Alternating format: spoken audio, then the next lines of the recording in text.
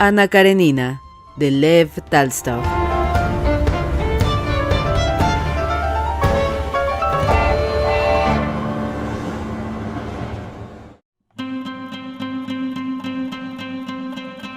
Cuando todos se hubieron ido, Kitty contó a su madre la conversación sostenida con Liovin. Pese a la compasión que éste le inspiraba, se sentía satisfecha de que hubiese sido pedida a su mano.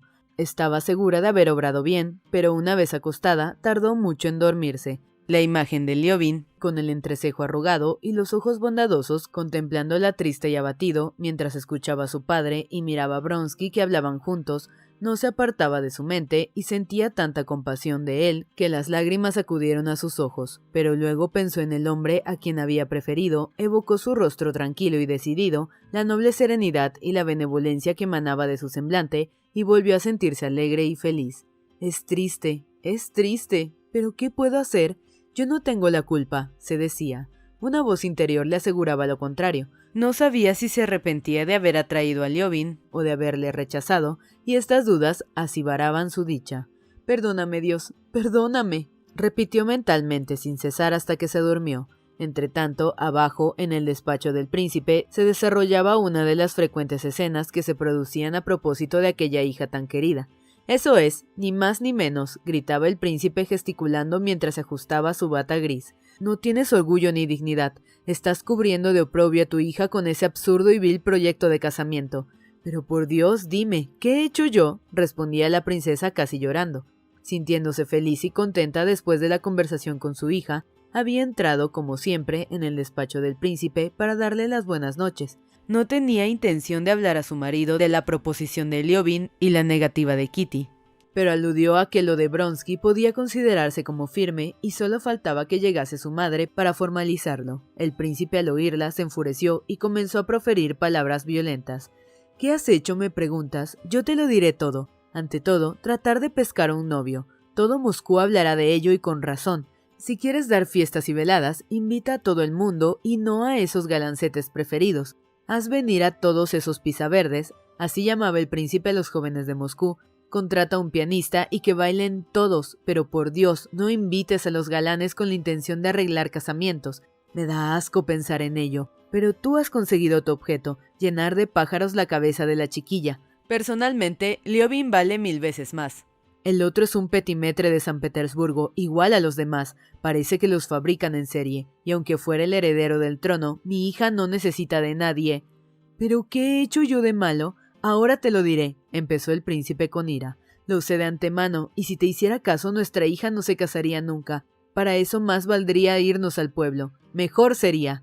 No te pongas así. ¿Acaso he buscado yo algo por mí misma? Se trata de un joven que tiene las prendas, se ha enamorado de nuestra hija y ella parece que...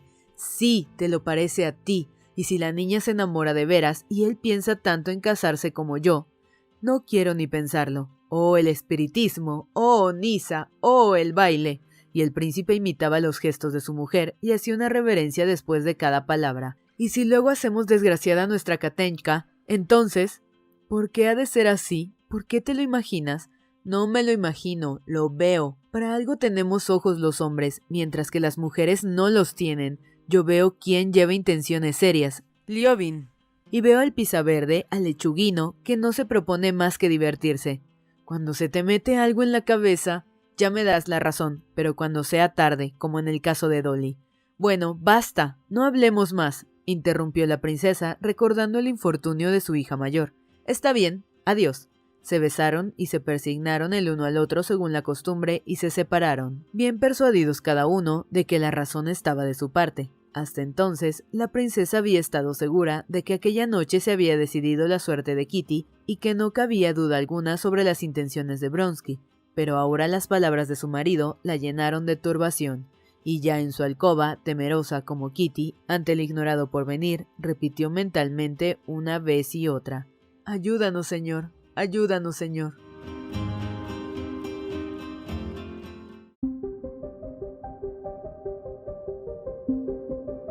Vronsky no había conocido nunca la vida familiar. Su madre de joven había sido una dama del gran mundo durante su matrimonio, y después de quedar viuda, sobre todo, había tenido muchas aventuras que nadie ignoraba. Bronsky apenas había conocido a su padre y había recibido su educación en el cuerpo de pajes. Al salir de la escuela convertido en un joven y brillante oficial, había empezado a frecuentar el círculo de los militares ricos de San Petersburgo.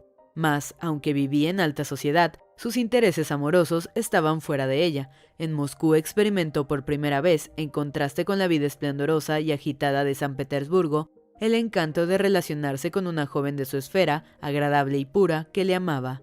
No se le ocurrió ni pensar que habría nada de malo en sus relaciones con Kitty. En los bailes danzaba con ella, la visitaba en su casa, le hablaba de lo que se habla habitualmente en el gran mundo, de tonterías a las que él daba, sin embargo, y para ella, un sentido particular.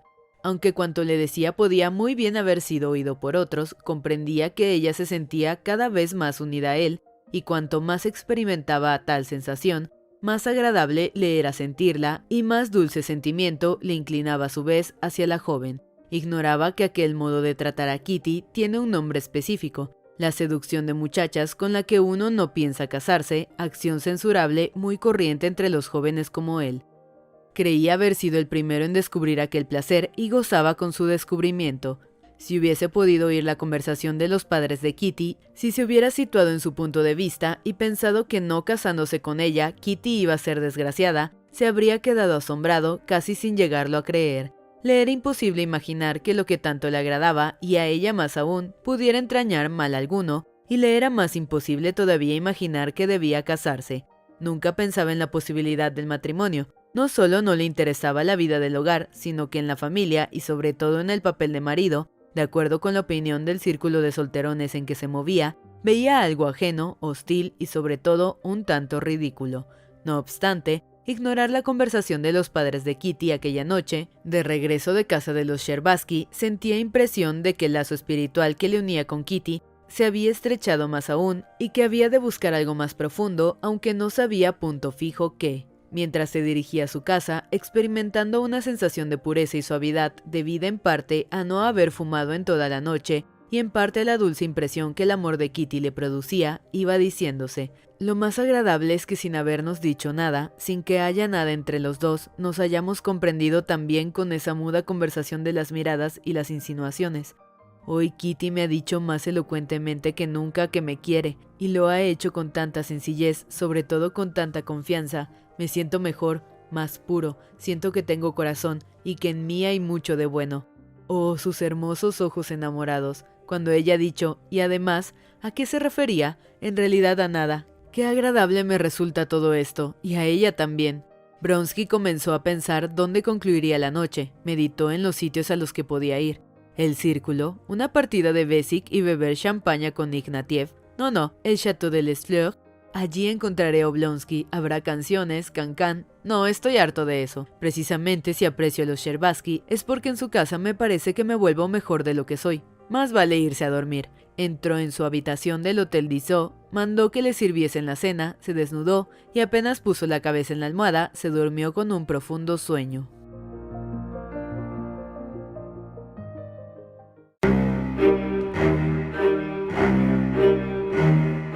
A las 11 de la mañana siguiente, Bronsky fue a la estación del ferrocarril de San Petersburgo para esperar a su madre, y a la primera persona que halló en la escalinata del edificio fue a Oblonsky, el cual iba a recibir a su hermana, que llegaba en el mismo tren. «Hola, excelentísimo señor», gritó Oblonsky. «¿A quién esperas?» «A mi madre», repuso Bronsky sonriendo como todos cuando encontraban a Oblonsky, y tras estrecharle la mano, agregó: «Llega hoy de San Petersburgo». «Te esperé anoche hasta las 2. ¿A dónde fuiste al dejar a los Sherbatsky?» «A casa», contestó Bronsky. «Pasé tan agradablemente el tiempo con ellos que no me quedan ganas de ir a sitio alguno. Conozco a los caballos por el pelo y a los jóvenes enamorados por los ojos», declamó Esteban Arcadievich con idéntico tono al empleado con Liovin. Bronsky sonrió como no negando el hecho, pero cambió enseguida de conversación. «¿Y tú a quién esperas?» «Yo, a una mujer muy bonita», dijo Oblonsky. «Hola». «No pienses mal, espera a mi hermana Ana». «Ah, la Karenina», observó Bronsky. «¿La conoces?» «Creo que sí, es decir, no, verdaderamente no recuerdo», contestó Bronsky distraídamente, relacionando vagamente aquel apellido Karenina con algo aburrido y afectado. «Pero seguramente conoces a mi célebre cuñado Alexis Alejandrovich, le conoce todo el mundo». Le conozco de nombre y de vista, sé que es muy sabio, muy inteligente, casi un santo, pero ya comprenderás que él y yo no frecuentamos los mismos sitios. Él is not my line, dijo Bronsky. Es un hombre notable, demasiado conservador, pero es una excelente persona, comentó Esteban Arkadievich. Una excelente persona. Mejor para él, repuso Bronsky sonriendo. Ah, estás ahí, dijo dirigiéndose al alto y anciano criado de su madre. Entra, entra. Desde hacía algún tiempo, aparte de la simpatía natural que experimentaba por Oblonsky, venía sintiendo una atracción especial hacia él. Le parecía que su parentesco con Kitty les ligaba más. ¿Qué? ¿Se celebra por fin el domingo la cena en honor a esa diva?, preguntó cogiéndole del brazo. Sin falta, voy a hacer la lista de los asistentes. ¿Conociste ayer a mi amigo Liobin?, interrogó Esteban Arkadievich. Desde luego, pero se fue muy pronto, no sé por qué. Es un muchacho muy simpático, continuó Oblonsky. ¿Qué te parece? No sé, repuso Bronsky. En todos los de Moscú excepto a ti, bromeó, halló cierta brusquedad. Siempre están enojados, sublevados contra no sé qué. Parece como si quisieran expresar algún resentimiento. Toma, pues es verdad, exclamó Oblonsky riendo alegremente. ¿Llegará pronto el tren?, preguntó Bronsky a un empleado. Ya ha salido de la última estación, contestó el hombre. Se notaba la aproximación del convoy por el ir y venir de los mozos, la aparición de gendarmes y empleados, el movimiento de los que esperaban a los viajeros. Entre nubes de helado vapor se distinguían las figuras de los ferroviarios, con sus toscos abrigos de piel y sus botas de fieltro, discurriendo entre las vías. A lo lejos se oía el silbido de una locomotora y se percibía una pesada trepidación. «No has apreciado bien, mi amigo», dijo Esteban Arkadievich, que deseaba informar a Bronsky de las intenciones de Liobin respecto a Kitty. «Reconozco que es un hombre muy impulsivo y que se hace desagradable a veces, pero con frecuencia resulta muy simpático. Es una naturaleza recta y honrada, tiene corazón de oro. Mas ayer tenía motivos particulares», continuó con significativa sonrisa, olvidando por completo la compasión que Liobin le inspirara el día antes y experimentando ahora el mismo sentimiento afectuoso hacia Bronsky. Sí, tenía motivos para sentirse muy feliz o muy desdichado. Bronsky se detuvo y preguntó sin ambajes. «¿Quieres decir que se declaró ayer a tu belle-sœur?» «Quizás», concedió su amigo. «Se me figura que hizo algo así, pero si se fue pronto y estaba de mal humor es que... hace tiempo que se había enamorado. Le compadezco». «De todos modos, creo que ella puede aspirar a algo mejor», dijo Bronsky.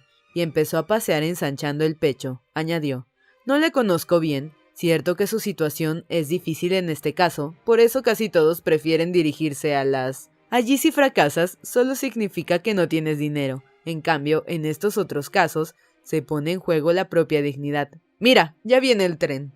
En efecto, el convoy llegaba silbando, el andén retembló, pasó la locomotora soltando nubes de humo que quedaban muy bajas por el efecto del frío, y moviendo lentamente el émbolo de la rueda central. El maquinista, cubierto de escarcha, arropadísimo, saludaba a un lado y a otro. Pasó el tender, más despacio aún, pasó el furgón, en el cual iba un perro ladrando, y al fin llegaron los coches de viajeros. El conductor se puso un silbato en los labios y saltó del tren.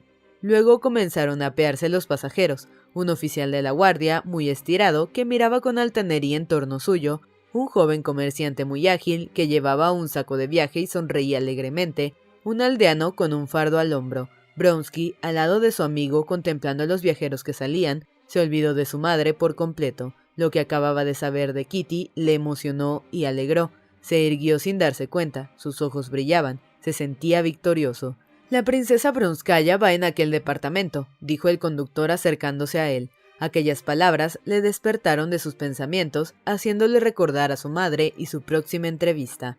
En realidad, en el fondo, no respetaba a su madre, ni siquiera la quería, aunque de acuerdo con las ideas del ambiente en que se movía, no podía tratarla sino de un modo en sumo grado respetuoso y obediente, tanto más respetuoso y obediente, cuanto menos la respetaba y la quería.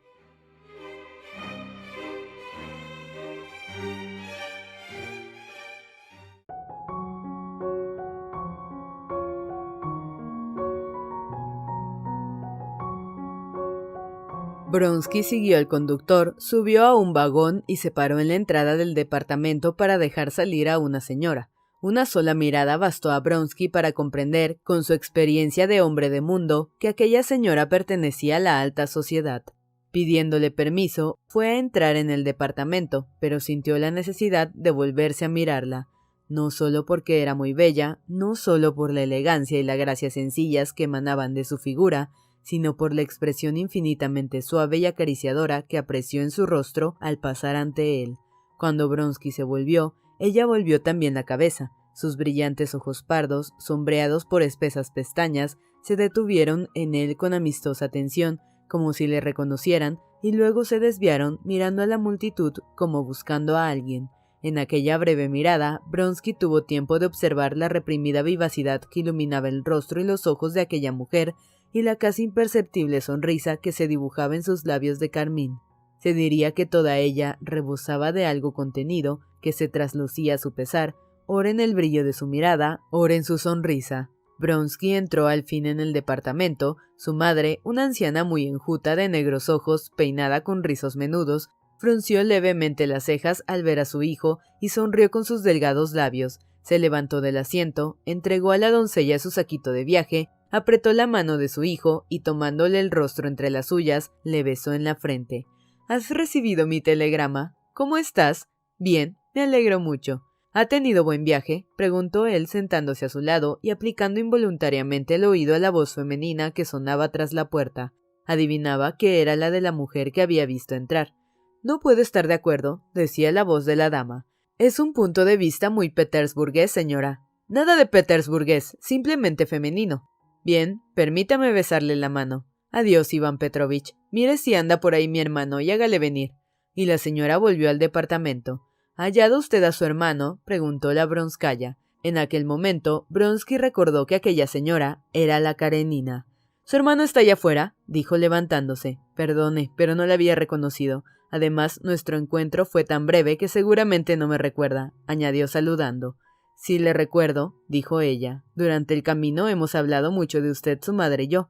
«Y mi hermano sin venir», exclamó dejando al fin manifestarse en una sonrisa la animación que la colmaba. «Llámale, Alecha», dijo la anciana condesa. Vronsky, saltando a la plataforma, gritó: «Oblonsky, ven». La Karenina no esperó a su hermano y apenas le vio, salió del coche con paso decidido y ligero. Al acercársele con un ademán que sorprendió a Vronsky por su gracia y firmeza, le enlazó con el brazo izquierdo y, atrayéndole hacia sí, le besó. Vronsky la miraba sin quitarle ojo y sin saber él mismo por qué sonreía. Luego, recordando que su madre le esperaba, volvió al departamento. «¿Verdad que es muy agradable?», dijo la condesa refiriéndose a la Karenina. «Su marido la instaló conmigo y me alegré porque hemos venido hablando todo el viaje. Me ha dicho que tú, vous filez le parfait amour, tant mieux, mon cher, tant mieux». «No comprendo a qué se refiere, mamá. Vamos». La Karenina entró de nuevo para despedirse de la condesa. «Vaya», dijo alegremente, «ya ha encontrado usted a su hijo y yo a mi hermano. Me alegro porque yo había agotado todo mi repertorio de historias y no tenía ya nada que contar». «Habría hecho un viaje alrededor del mundo con usted sin aburrirme», dijo la condesa tomándole la mano. «Es usted una mujer tan simpática que resulta igualmente agradable hablarle que oírla. Y no piense usted tanto en su hijo. No es posible vivir sin separarse alguna vez». La Karenina estaba en pie, muy erguida, y sus ojos sonreían. «Ana Arkadievna», explicó la Vronskaya, «tiene un hijo de 8 años del que no se separa nunca y ahora...» «Sí, la condesa y yo hemos hablado mucho cada una de nuestro hijo», repuso la Karenina, y otra vez la sonrisa, esta vez dirigida a Vronsky, iluminó su semblante. «Seguramente la habré aburrido mucho», dijo él, tomando al vuelo la pelota de coquetería que ella le lanzaba. Pero la Karenina no quiso continuar la conversación en aquel tono, y dirigiéndose a la anciana condesa le dijo: «Gracias por todo. El día de ayer se me pasó sin darme cuenta. Hasta la vista, condesa». «Adiós, querida amiga», respondió la Vronskaya. «Permítame besar su lindo rostro». «Le digo con toda la franqueza de una vieja que en este corto tiempo le he tomado afecto». La Karenina pareció creer y apreciar aquella frase, sin duda por su naturalidad. Se ruborizó e, inclinándose ligeramente, presentó el rostro a los labios de la condesa. Enseguida se irguió y, siempre con aquella sonrisa juguetona en los ojos y los labios, dio la mano a Vronsky. Él oprimió aquella manecita y se alegró como de algo muy importante del enérgico apretón con que ella le correspondió. La Karenina salió con paso ligero, lo que no dejaba de sorprender por ser algo metida en carnes. «Es muy simpática», dijo la anciana. Su hijo pensaba lo mismo. La siguió con los ojos hasta que su figura graciosa se perdió de vista y solo entonces la sonrisa desapareció de sus labios. Por la ventanilla vio cómo Ana se acercaba a su hermano, ponía su brazo bajo el de él y comenzaba a hablarle animadamente, sin duda de algo que no tenía relación alguna con Vronsky, y el joven se sintió disgustado. «¿Sigue usted bien de salud, mamá?», dijo dirigiéndose a su madre. Muy bien, muy bien. Alejandro ha estado muy amable. María se ha puesto muy guapa otra vez. Es muy interesante». Y comenzó a hablarle del bautizo de su nieto, para asistir al cual había ido expresamente a San Petersburgo, refiriéndose a la especial bondad que el emperador manifestara hacia su hijo mayor. «Ahí viene Lavrenti», dijo Vronsky mirando por la ventanilla. «Vamos, ¿quiere?». El viejo mayordomo que viajaba con la condesa entró anunciando que todo estaba listo. La anciana se levantó. «Aprovechemos que hay poca gente para salir», dijo Vronsky. La doncella tomó el saquito de mano y la perrita. El mayordomo y un mozo llevaban el resto del equipaje. Vronsky dio el brazo a su madre, pero al salir vieron que la gente corría asustada de un lado a otro. Cruzó también el jefe de estación con su brillante gorra galoneada. Debía haber sucedido algo. Los viajeros corrían en dirección contraria al convoy. «¿Cómo? ¿Qué? ¿Por dónde se tiró?», se oía exclamar. Esteban Arkadievich y su hermana volvieron también hacia atrás con rostros asustados y se detuvieron junto a ellos. Las dos señoras subieron al vagón y Vronsky y Esteban Arkadievich siguieron a la multitud para enterarse de lo sucedido. El guardaagujas, ya por estar ebrio, ya por ir demasiado arropado a causa del frío, no había oído retroceder unos vagones y estos le habían atrapado debajo. Antes de que Oblonsky y su amigo volvieran, las señoras conocían ya todos los detalles por el mayordomo. Los dos amigos habían visto el cuerpo destrozado del infeliz. Oblonsky hacía gestos y parecía a punto de llorar. «¡Qué cosa más horrible, Ana! Si lo hubieras visto», decía. Vronsky callaba. Su hermoso rostro, aunque grave, permanecía impasible. «Si usted lo hubiera visto, condesa», insistía Esteban Arkadievich. «Y su mujer estaba allí. Era terrible. Se precipitó sobre el cadáver. Al parecer era él quien sustentaba a toda la familia. Horrible, horrible». «¿No se puede hacer algo por ella?», preguntó la Karenina en voz baja y emocionada. Vronsky la miró y salió del carruaje. «Ahora vuelvo, mamá», dijo desde la portezuela. Al volver al cabo de algunos minutos, Esteban Arkadievich hablaba sosegadamente con la condesa de la cantante de moda, mientras la anciana miraba preocupada hacia la puerta, esperando a su hijo. «Vamos ya», dijo Vronsky. Salieron juntos. El joven iba delante con su madre, Ana Karenina y su hermano le seguían. A la salida, el jefe de la estación alcanzó a Vronsky. «Usted ha dado a mi ayudante 200 rublos», dijo. «¿Quiere hacer el favor de indicarme para quién son?» «Para la viuda», respondió Vronsky, encogiéndose de hombros.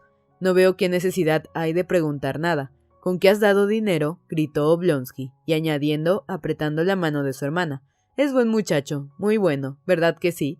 Condesa, tengo el honor de saludarla». Y Oblonsky se separó con su hermana, esperando que llegase la doncella de ésta.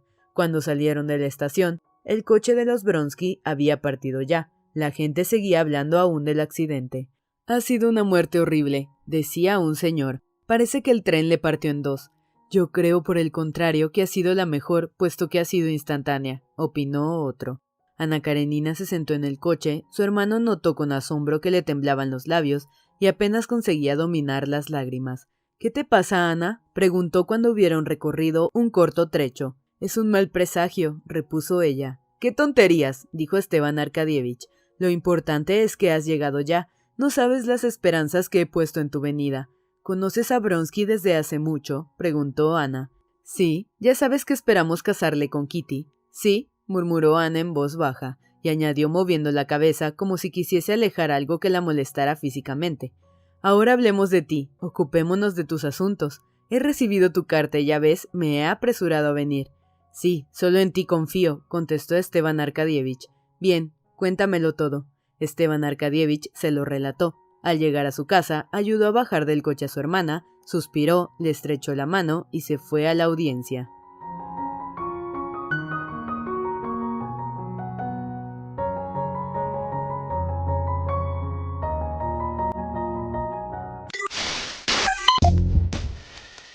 No te pierdas la continuación de esta historia. Capítulos todos los lunes, miércoles y viernes. ¡Suscríbete! El Cuentero, con historias para tus oídos.